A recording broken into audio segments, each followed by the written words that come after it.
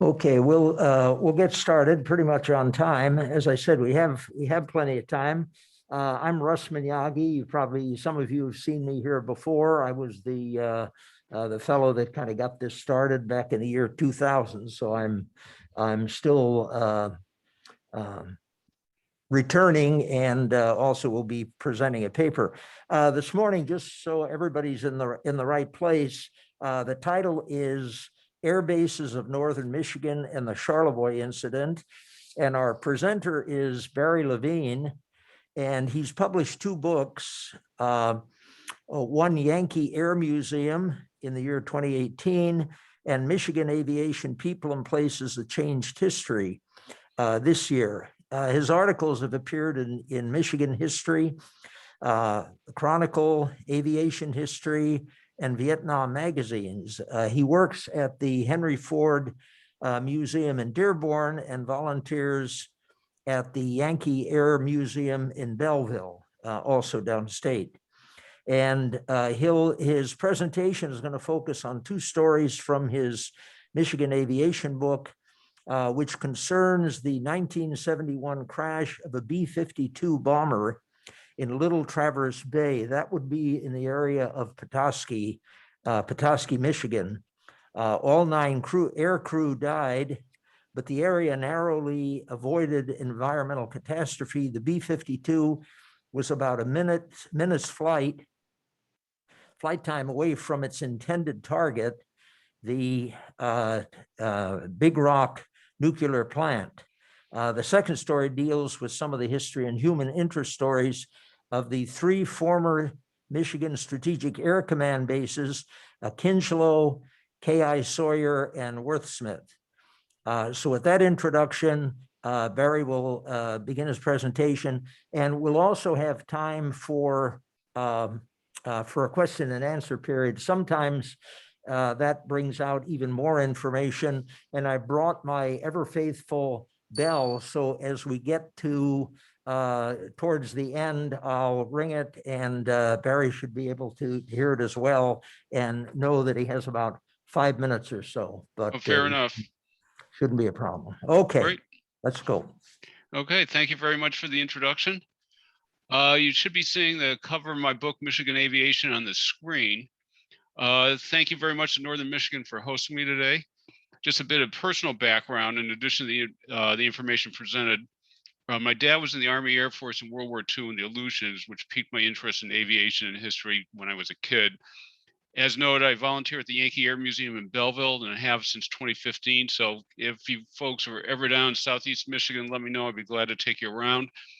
Both of the books and a bit of shameless self-promotion. The books are available on Amazon, Yankees Gift Shop, and the Michigan Aviation book should be in the Marquette Regional Museum. And this aviation book is a source of tonight's presentation.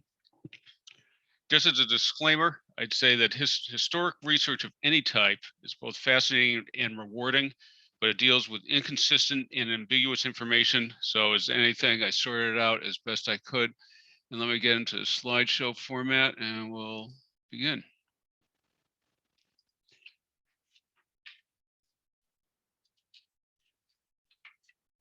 Okay. First of all, I'd just like to thank my family, Carol, Dan, and Jessica. Rick Wiles, who's a historian down in Petoskey area, is very helpful. Families of the different people, Kinchlow, Wordsmith, and Sawyer. The Charlevoix and Petoskey Historical Societies were very helpful. And I'd like to say a special note of thanks to the Yankee Air Museum. I used to flatter myself that I knew something about aviation history when I started volunteering there in 2015. And from talking to our guests, our other volunteers, and the paid staff, I quickly learned I was naively optimistic. So thanks to all. There's 2 stories for this morning. Both involve the Strategic Air Command of Michigan's aviation history, which is a small sample of the total aviation story throughout Michigan. Part 1 deals with the B-52 crash off of Charlevoix and Little Traverse Bay in January 1971. The 9 airmen pictured all died in the incident, but it could have been an environmental disaster as it was 5 miles north of the Big Rock nuclear power plant, which was the target for that day's mission. Part 2 deals with Kinchlow, using Kinchlow as a proxy for the 3 SAC bases in northern Michigan, which includes Wordsmith and Sawyer. Much more on this later.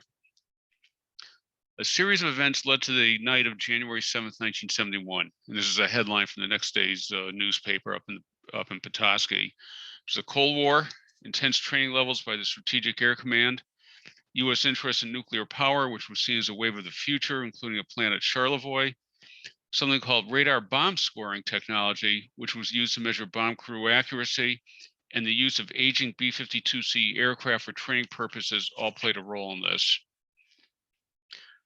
As you know, after World War II, there were ongoing tensions between the United States, the Soviet Union, China, and their satellites, many different challenges to our country.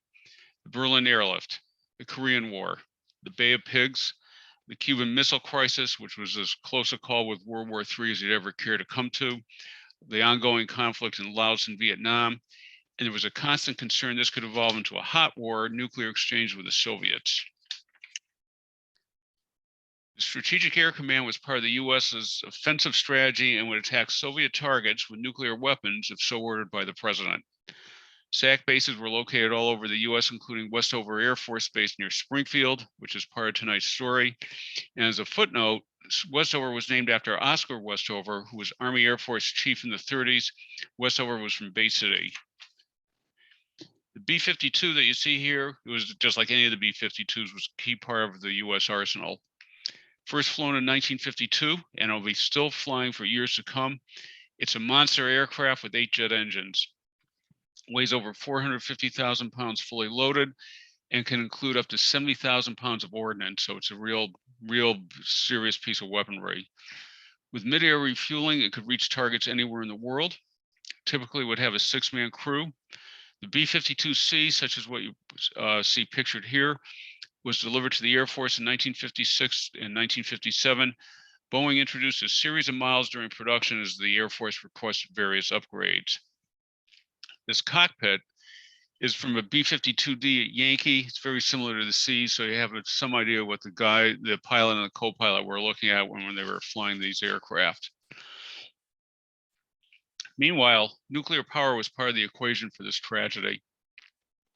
The first U.S. nuclear power plant came online in 1958 in Pennsylvania. As a kid, I toured Connecticut Yankee in the 60s back home in Connecticut. It was seen as huge progress and a limitless source of energy. They gave all of us a comic book extolling the virtues of nuclear power. I wish I'd kept it. Here in Michigan, Consumers Power decided to build a nuke plant near Charlevoix, near Big Rock, which was a geologic formation that was used as a gathering place by native tribes. Its formal name was the Big Rock Point Nuclear Power Plant. Can't say we have any idea who this man is on top of the rock, but he was there at some point in the past. Construction began in 1960 and was completed in October 1962. As you might expect, the plant was used for research, power generation. One of its byproducts was cobalt-60, used for medical treatment of diseases such as cancer. The greenish-blue dome on the right, I'm highlighting with a cursor, that was the target for the January 1971 mission. There was a promotional video made in 1962 with Ronald Reagan as part of the GE Theater before he became governor and obviously before he became president about the plant. It was a big tourist attraction in the area as the 500,000th visitor came through in 1968 at the visitor center. Concurrently with the nuclear mission, SAC relentlessly trained crews. And part of that training included radar bomb scoring. So in a sample mission, the crews would simulate bombing runs on targets similar to what would be attacked in the Soviet Union, such as a nuclear power plant. To measure the accuracy, because obviously they're not driving live weapons, the Air Force used radar bomb scoring, which essentially involves electronic signals to and from the bomber to the ground crew who track the results. This is an aerial view of the Bayshore RBS that was off of US 31 between Charlevoix and Petoskey. These two photos show the interior. The facility had been in Ironwood and then moved in 1963 to Bayshore just off of US 31. Its formal designation was the 1st Combat Evaluation Group, Detachment 6. It was small. There was no base housing, no food service. Some local newspaper references described it being up the road from a small convenience store and a few stray dogs in the area. So you're picturing you got this 7-Eleven couple of mutts running around, and then you have this military facility just up the road in the woods. It's kind of it's hard to picture really. In any event, personnel lived in area towns. They used the Charlevoix High School gym on Saturday mornings to work out and stay in shape. This picture is not photoshopped.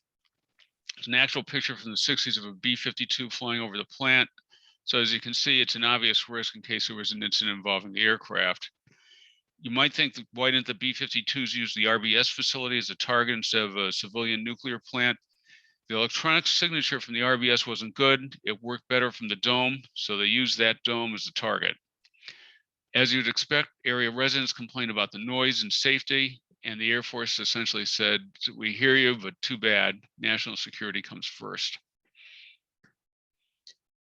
Grand Rapids Jerry Ford, as House Minority Leader, wrote a letter on behalf of Consumers Power to the Air Force, noting the increased insurance premiums paid by the power company because of the risk, this a few weeks before the crash.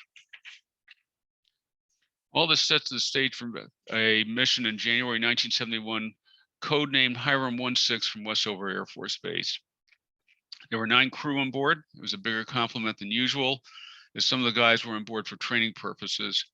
All were high-skilled, capable airmen. I know for sure that some of these guys were in Vietnam, and I've read some reports that all were, but these weren't novices. Lieutenant Colonel William Lemon was the air pilot and aircraft commander. He had a long series of outstanding proficiency reports, so this guy was a real crackerjack pilot. All 9 men were married, and between the 9 marriages, there were 17 children. So the mission that day was to fly from Westover, hit 4 targets electronically, complete mid-air refueling, other tasks on the checklist, and then return home back to Springfield. Should have been a routine training mission, although in my view, I'm not a pilot by any stretch of the imagination. It's an oxymoron to say routine B-52 missions. Moving at high speeds, the very complicated aircraft, much could go wrong. And additionally, with a high tempo of training missions in the 50s and 60s, flight crews were stressed, ground crew was stressed, the airframe was stressed, so it could lead to problems. There were any number of B-52 crashes and non-combat flights, both in the US and overseas, once operations began in the 50s. B-52s at low altitude left black smoke jet exhaust, leading to the phrase oil burner routes, then shortened to OB, as you see here. Yeah, why is not, the mouse isn't moving there. And the route, they had the entry point over Canada, over the UP, and then down Charlevoix and Petoskey area for OB9. Mission that day took off from Westover on January 7th before 2 in the afternoon. Weather wasn't a factor, even though it was January. The 4 targets, Big Rock was codenamed Charlie and was the 4th of 4 targets that night. Lemon's B-52 airframe had many hours, given SAC's extensive training program. An added complication was that B-52s were originally designed for high altitude missions, but as Soviet air defenses improved, lower altitude flights became the norm.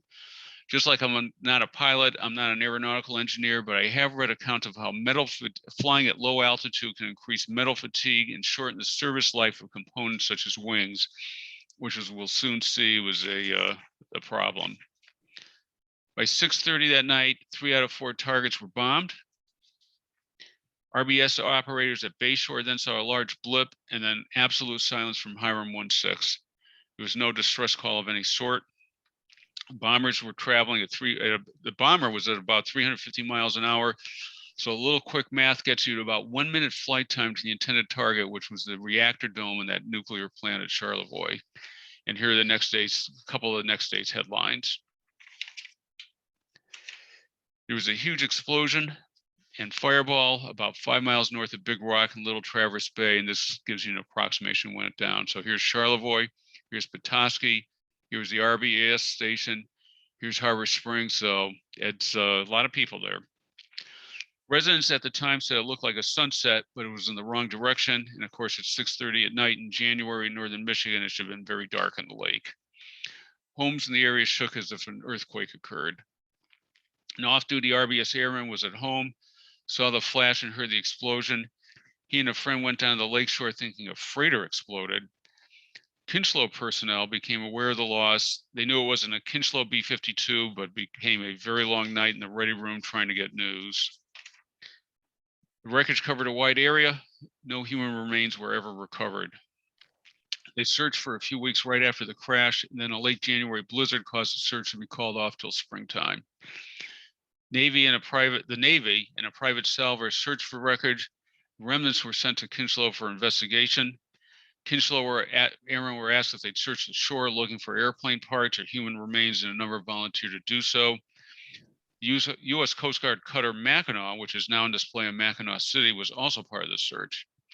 An inspection by Boeing and Air Force concluded that metal fatigue in the wing between the first and second engine pods caused part of the wing to fall off. If that happened at any altitude, the B-52 would be totally uncontrollable, and a crash would be the inevitable result. It was a complete shock to the Westover community, as you might imagine. Families heard essentially nothing from the Air Force, so there was little closure, and it became a long nightmare for all concerned. There were some rumblings of pilot error, blaming Lieutenant Colonel Lemon. Simply not true, and of course he was dead, so there was no way Lemon could defend himself. There was a July 1971 memorial at Charlevoix. An Air Force tribute included F-106 fighters in a missing man formation and a bugler playing taps. This is a missing man formation or representation. These are not F-106 fighters, but you get the idea. It must have been a very moving time for anybody who attended. Longer term, the Air Force has ultimately grounded the remaining B-52Cs to preclude another sort of tragedy. And I've never lived up in your area of Michigan, but there have been rumors in the area for years about hydrogen bombs being in the bay. Simply not true, as Hiram 16 had no bombs on board. However, you can see where the rumors started because there were accidents such as this, where in 1966 over Spain, 4 hydrogen bombs were dropped near Palomares on the Mediterranean shore as a B-52 collided with a KC-135 tanker. All 4 weapons were recovered, so if you were wondering what a 1960s hydrogen bomb looked like, you're looking at one. There was no nuclear blast, mercifully, but conventional explosives on the bombs did go off and dispersed radioactive plutonium dust over the Spanish countryside, so I'm sure the Spanish government wasn't too happy with the Air Force after that. Despite all this, SAC wanted to continue these missions because the Cold War was still going on, whether we had this incident or not. Ralph Nader wrote to the Atomic Energy Commission, why weren't the flights suspended sooner? And there was an independent investigation. What if the wreckage from the B-52 actually hit the reactor dome?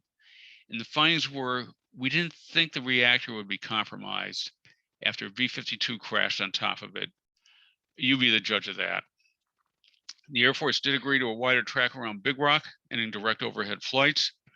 Bayshore was decommissioned, excuse me, in 1984, and the nuclear plant was decommissioned late in the late 1990s.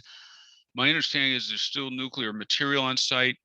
Who'd want this stuff? We certainly don't want it in Canton, where I live. It's buried underground and guarded. No obvious answer on where to ship it.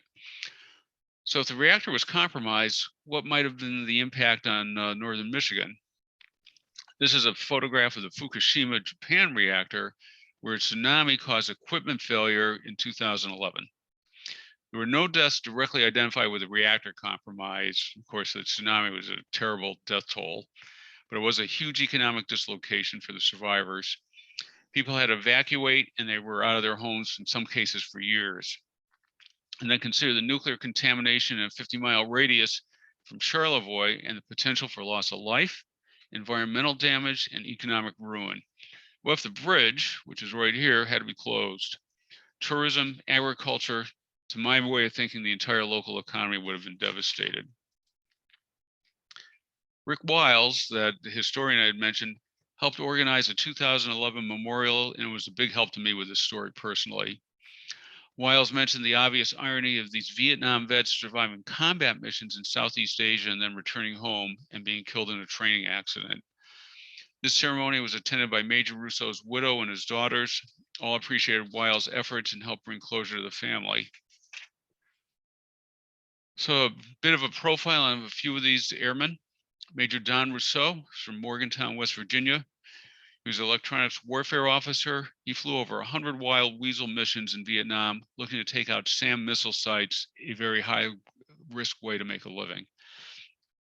Lieutenant Doug Bachman was a co-pilot from Highland Park, New Jersey, led in 3 sports in high school, attended Rutgers, and then joined the Air Force.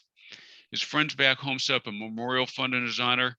And a friend of mine at Yankee was a frat brother of Bachman's at college. So he was a real good guy and just awful. This is a photograph of Technical Sergeant Jerry Atchie. He was the gunner on board from Ocean City, Washington. He also served as a gunner on AC-47s in Vietnam, which is essentially a gunship. So another good way to get yourself killed. This photo was posted by an Elizabeth Atchie-Bove. I don't know if that was his wife or his daughter, but either the husband or his dad, and just a sad, sad thing. It is hard to imagine the grief ever goes away for any of the families. Family members of the crew gathered with Westover senior leadership in early January 2018, unveiling this memorial painting by Airman Bill Pope. This memorial marker is still at the Lake Michigan Shore Roadside Park. I took this photo in September 2020.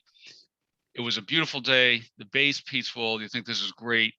And then you try and conjure up a B-52 falling out of the sky, hitting the water and exploding, and your mind just, at least my simple mind, can't process it. Part 2 of today's presentation focuses on Michigan's SAC bases with a focus on Kinchlow. Michigan housed 3 such bases. Here's the flight line at Kinross. There was Wordsmith and Oscoda, named after Detroit's General Paul Wordsmith, recognized by General MacArthur for his efforts in World War II. This is Ken Sawyer on the left, and Gwynn, which is south of Marquette, as I'm sure you know, is named after, and Sawyer was very prominent in the area in the early 1900s. All these bases had small beginnings in or before World War II. They significantly ramped up in size and personnel facilities during the Cold War. Cold War then winds down, and there's budget cuts. All 3 bases were closed with a huge impact on local economies. All 3 bases made significant contributions to the national defense in Michigan. As noted, Kinchlow is in Kinross, about 20 miles south of the Sioux, just off of I-75. It was built, the original Kinross Auxiliary Airfield was built in World War II in defense of the Sioux Locks, seen as critical to the national defense. The field reverted to civilian control after World War II, and then the Air Force regained authority as the Cold War ramped up and became Kinross Air Force Base in 1952. Also on hand was Racco Army Airfield, about 20 miles northwest of Kinross near Route 28. Racco acronym came from Richardson and Avery Sawmill in the 19th century. The area was also a civilian conservation corps camp in the 30s and then became the airfield in World War II. It was activated in 1960 as Kinchlow Air Force Base Beaumark site. The Beaumark name is an acronym of Boeing and the Michigan Aero Research Center, deploying the first long-range anti-aircraft missile ever deployed in Racco, which were deployed at Racco and other U.S. locations. Some development work was done at Willow Run down here in Metro Detroit at Willow Run Airport. One airman stationed at Racco in 65 and 66 said there were 8 men on station, plus a cook who came out on Friday afternoon and stayed until Monday mornings. Men used to have drag races out on the old runways, which they said was better than getting lost in the forest. In the late 1950s, Michigan's Ivan Kinchlow becomes part of the story. Kinchlow is from Detroit. He was born in 1928, grew up in Cassopolis, and graduated from Dowagiac High in 1945, which is near Battle Creek. The top U.S. Air Force pilot. He was an ace in Korea with 5 enemy aircraft shot down, and then became a test pilot. He achieved a 50 miles up altitude in an X-2 in 1956, and some consider him our first astronaut as he was on the boundaries of outer space. He was killed in 1958 when the engine on his jet failed. He ejected too low to the ground. His chute did not deploy properly. Kinross was thus renamed after Kinchlow in 1959. The ceremony was attended by his parents and his widow. He was inducted into the Michigan Aviation Hall of Fame in 1996 and the National Aviation Hall of Fame in 2011. Air Defense Command, ADC, was at all 3 locations. Its mission was to detect intercept, identify, and if necessary, destroy hostile aircraft in defense of the continental United States. It was a huge effort. About 110,000 military and civilian personnel were involved in it in 1964. Called out about once a week for unknown incidents in the Sioux area. ADC had alert radars at various locations in Michigan, such as Sault Ste. Marie. To my knowledge, these are all abandoned. I think we drove by one once near the Walmart up there in the Sioux. Their goal for ADC was to be airborne in 5 minutes after an alert in case the Soviets penetrated our outer air defenses. The aircraft were fueled and armed, ready to go, and sometimes just for convenience, the pilots slept in the aircraft. Sonic booms would occur from time to time in the Sioux and presumably up in the Marquette area as well from Sawyer, shattering windows, cracking plaster. It was just part of area life in the 1960s. Airmen would only break the sound barrier if needed for their mission. Residents were advised that since the sonic boom is not as loud as a bomb, so when you hear it at night, you can roll over and be thankful. Not sure how receptive the residents were to that message, but that's what the Air Force said. Another factor was the weather. One Kinchlow ground crew recalled going out to an aircraft in 32 below air temperature, 57 below wind chill. You think about turning a wrench on metal in that type of weather, no thanks. Snow could be so deep that aircraft taking off could not be seen until it be lifted off over the snow walls lining the runway. The Strategic Air Command arrived in Michigan in the 50s and became ADC's host. This is a drawing of General Curtis LeMay, who was a real architect of SAC through the 50s. He believed relentless training and practice were essential to do the job right in high stress situations. LeMay had a pretty basic strategic plan in case war broke out. He wanted to leave the USSR a smoking radioactive ruin in 2 hours. Northern Michigan bases were appealing with shorter travel time to the Soviet Union. Kinchlow became a SAC base in 1959. They were home to a wide range of bombers and fighters, maintenance and ground support units. In the late 50s, all the runways at all 3 bases were lengthened to about 12,000 foot long to accommodate B-52s, which need a lot of real estate for takeoffs and landings.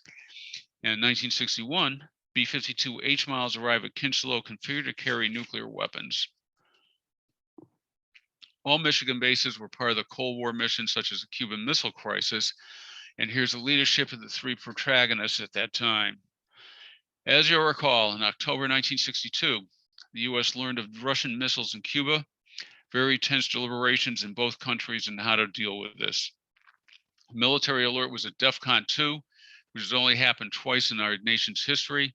The next step, DEFCON 1, means nuclear war imminent or has already begun. Long shifts, high pressure. A lot of the airmen were not that far removed from high school. So if you're a 19-year-old kid, what you should be thinking about is your job, your car, your girlfriend. You should not be looking at the nuclear abyss. Major General E.G. Schuler was a lieutenant at that time in Texas. His comments would fit any B-52 base. He said there were no training flights, no ground school, no nothing. We were cocked and ready to go to war. Other assignments, Cuba was short duration, mercifully. Other assignments lasted for years. Our crews participated in Operation Chrome Dome, and you can see Michigan down here in the bottom center. Very long mission. The B-52 would take off low with nuclear weapons, already airborne, and could have received orders to attack the Soviets. Missions described as complex, challenging, and exhausting. The B-52 crew area is tiny, and there's minimal crew amenities. I've been in the cockpit of Yankees B-52. Be assured it's not built for crew comfort. Alert duty was another aspect of B-52 and tanker crew life. Usually be on alert 1 week, 24/7, and then off and on regular duties for the next 2 weeks. The alert goal was 15 minutes to get to the aircraft and be ready for takeoff. I've read some accounts of aircraft getting airborne in less than 10 minutes. Crews worked, trained, ate, and slept in the crew readiness room, better known as the mole hole, which is seen here. This is Kinchlow's, I think. Could go to the base movie theater together and then rush to the alert vehicle and the aircraft if the klaxon went off. And then you wonder what these guys are thinking when they hear the klaxon. Is this a drill or are we flying off to Armageddon?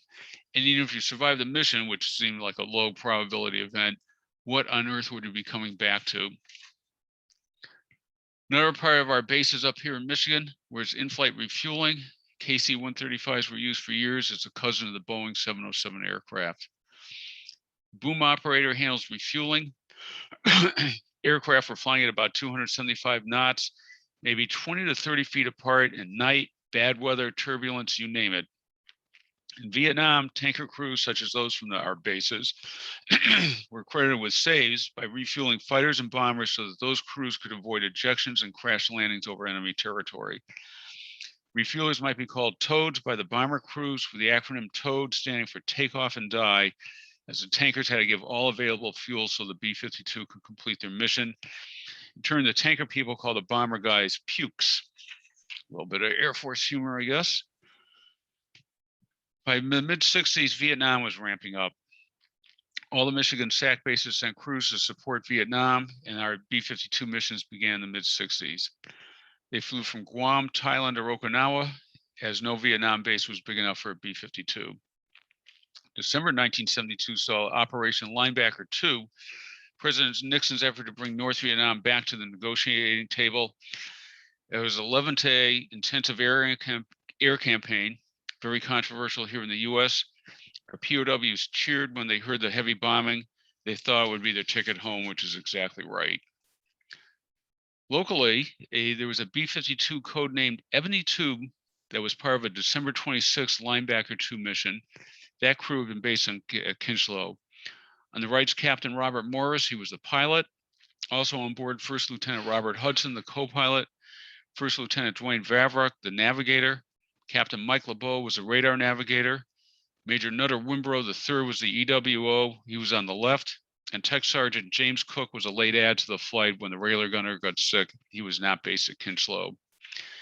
Morning of the mission, Wimbrough and Morris got their haircut in Thailand as they wanted to look good on TV, Hanoi TV, if they were shot down and became POWs.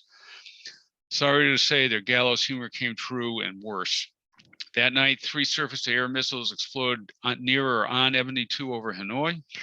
The B-52 rolled over on its back, which must have been horrifying to experience and to see. Wimbrough and Morris died in the incident. Cook was severely injured on his ejection from the airplane. He and the other surviving crew repatriated home in 1973. This photo is from a 2009 memorial at Whiteman Air Force Base in Missouri, which was Morris's home state. The woman pictured is Nancy Morris Ox. She was Morris's widow, and the other 4 guys were the surviving crew members from that awful night. Linebacker 2 concluded in late December 1972, leading to the signing of the Paris Peace Accords on January 27, 1973, and our POWs began coming home, ending our combat involvement in Vietnam. This photo is known as Bursts of Joy, showing the reuniting of Lieutenant Colonel Robert Sturm and his family. Photographer Slava Vetter won the Pulitzer for this shot. Just one wrinkle in this otherwise happy picture. Sturm and his wife were soon divorced. He had been given a Dear John letter from his wife by one of the base chaplains a few days before the scene. So it's not a happy home situation. Military flying was and is a high-risk profession. Accidents occurred involving personnel at all 3 bases. In November 1953, Air Defense Command spotted an unidentified object in restricted airspace over Lake Superior near the Sioux Locks. An F-89C Scorpion was scrambled. You can see the type of airplane, the nose of it here, flown by First Lieutenant Felix Monclaw, who's pictured. Second Lieutenant Robert Wilson operated the radar. They followed this unknown for 30 minutes, catch up to it at 8,000 feet, about 160 miles northwest of Sault Ste. Marie. The blips converged on radar. The F-89 signal disappeared, and the unknown disappeared. No wreckage or human remains were ever found. We have first said it was a Canadian aircraft that they intercepted, except once flying the ointment, the Canadian military said it wasn't ours. Monclaw's widow had been given different versions of the story by the Air Force. There's a theory Monclaw suffered from vertigo. It became an urban legend about UFOs causing the disappearance.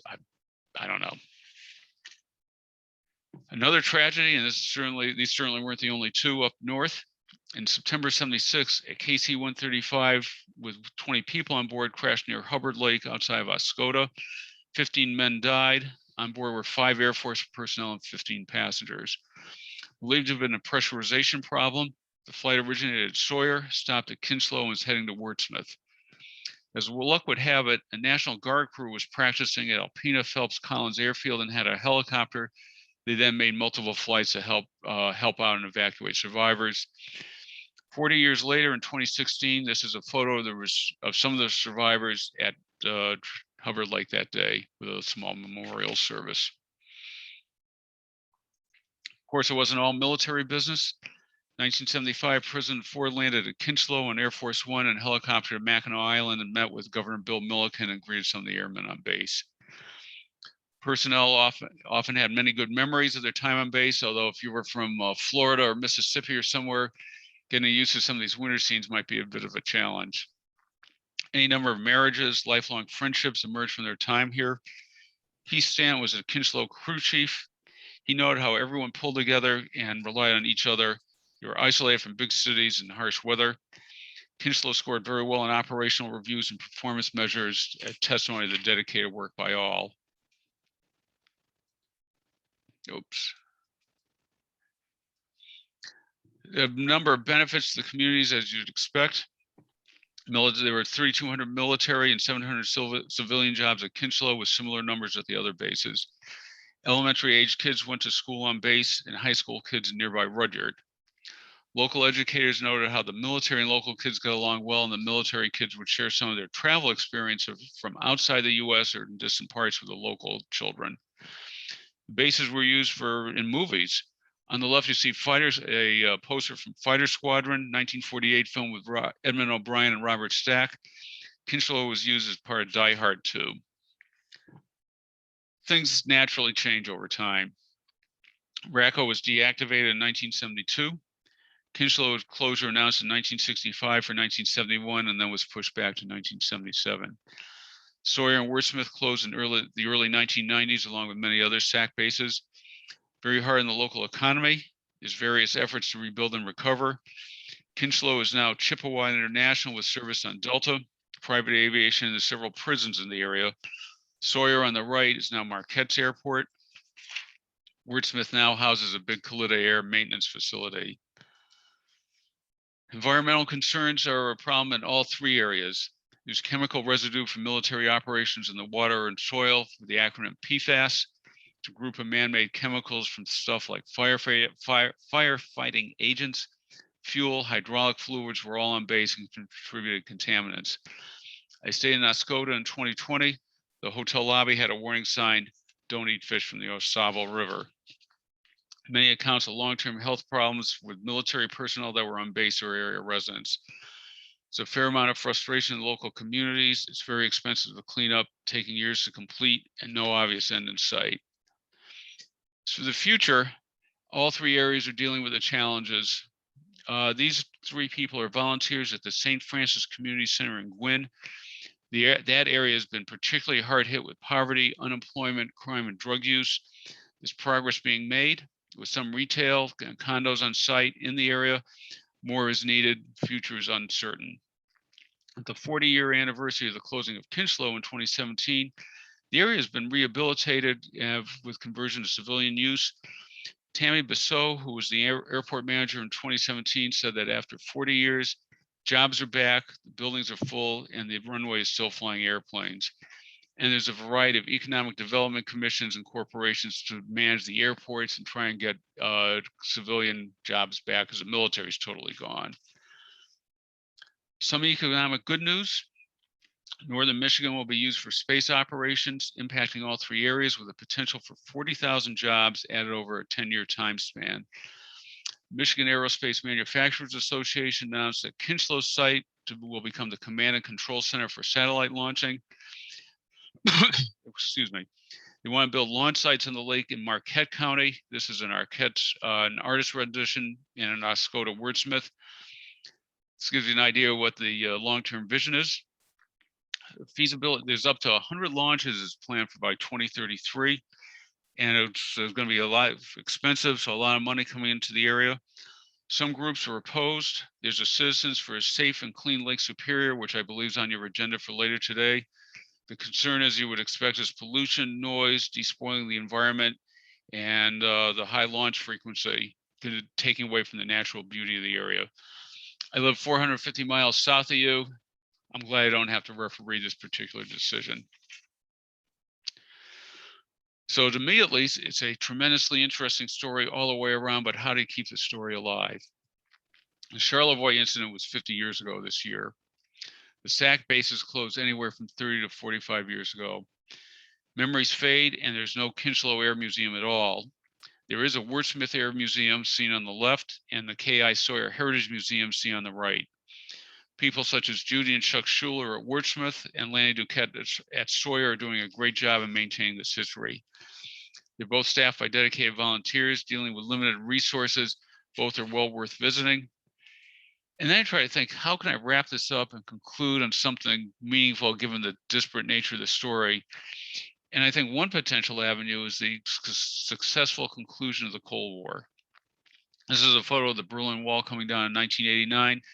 The 9 men who died in 1971, all the personnel that went through the SAC bases played their role in winning the Cold War, which to me is a huge achievement. And in a broader sense, Michigan and its people made huge contributions to aviation, military and civilian over years. And I'm glad I could share a few of those stories with you today. Thank you. Any questions for me?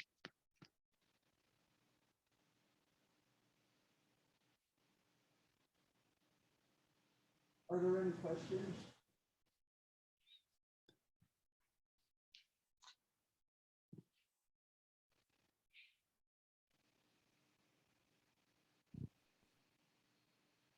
Barry, the Charlevoix crash, you mentioned the low-level flights. What altitude did that plane fly? Anywhere between 500 and 700 feet. So it's essentially right overhead. And they were originally designed to fly at, say, 35, 40,000 feet. So it's a different look at life for a B-52.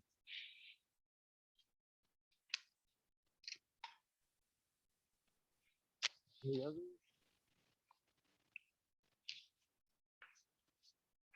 Okay, I would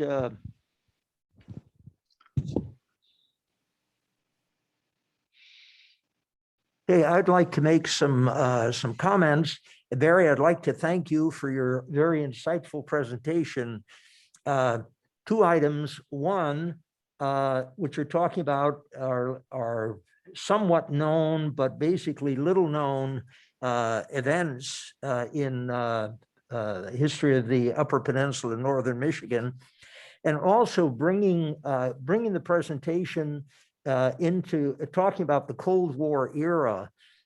Today, especially, I think a lot of people in the audience, as I look out at it, as myself, remember the Cold War and the tensions that were going on and so on during that time. But you have highlighted that era in our history. I do have a question for you. Did the were there low-level flights over Lake Superior at night from one of these air bases or from around the country? Yeah, I don't know for a fact, but I'd say I'm 95% certain there were. And the reason for that is LeMay believed you should practice and train like you'd fly combat, and combat could be any time of day, night, altitude, and location. So I'm almost certain they did exactly that.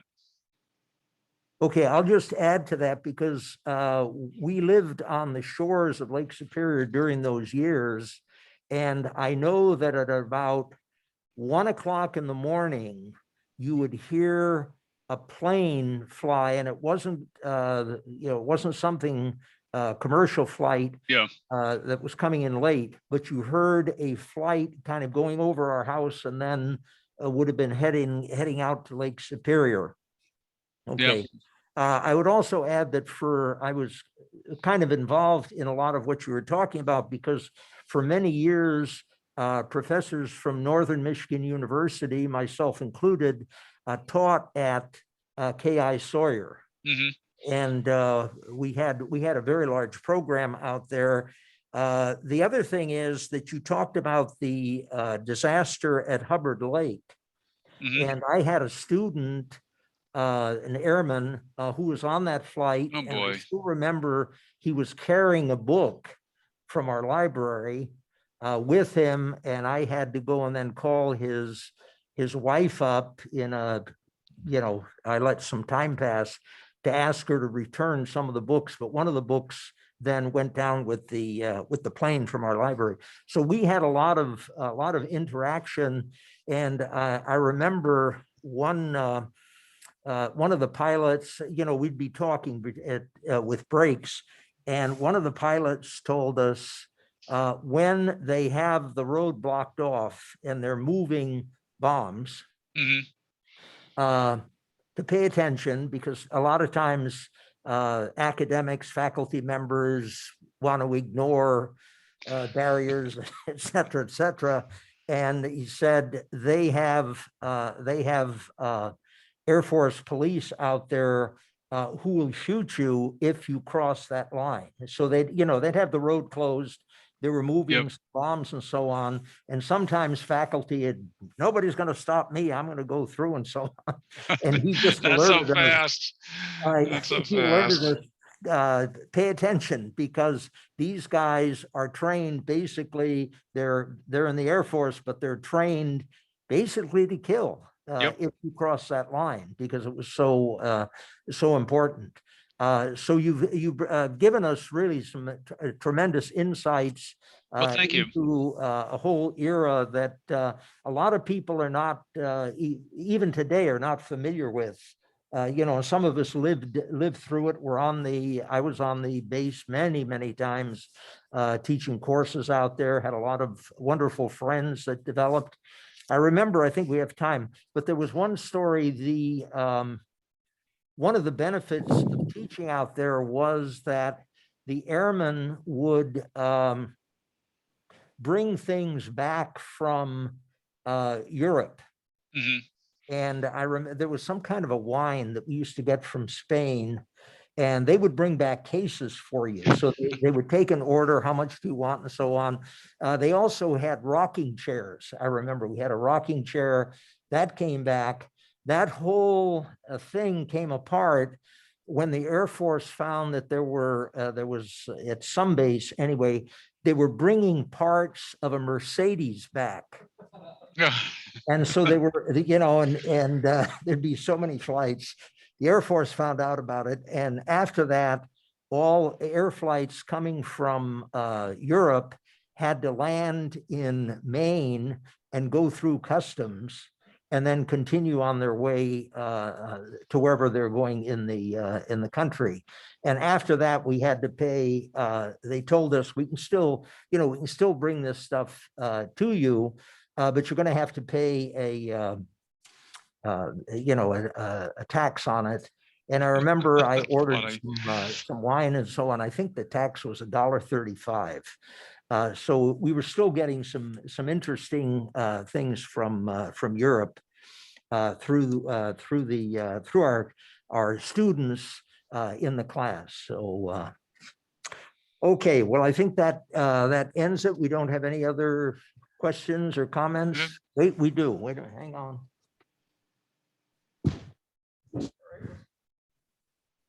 Yeah, I appreciated the map. I think it was during the LeMay. It showed 4 times, was that 4 times a day flights were taking and looping up over Greenland? It was continuous. I think the structure was we always had aircraft airborne 365 days a year, 24 hours a day.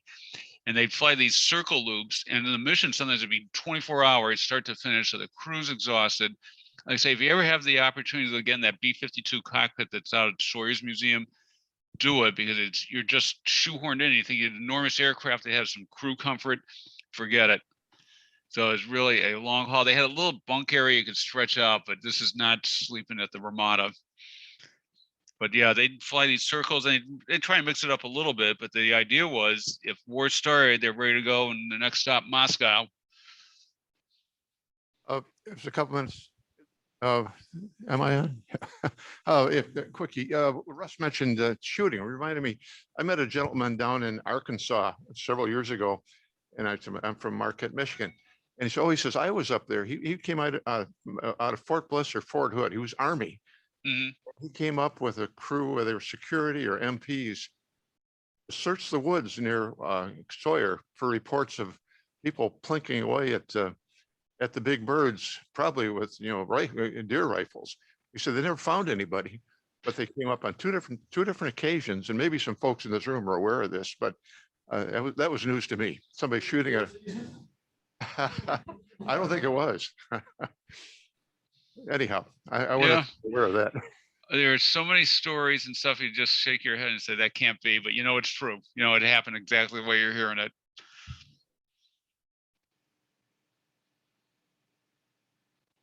Okay, is that it?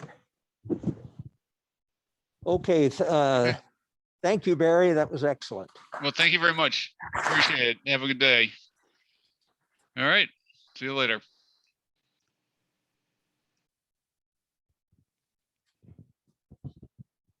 Shameless plug. Anybody who hasn't been on AI is here.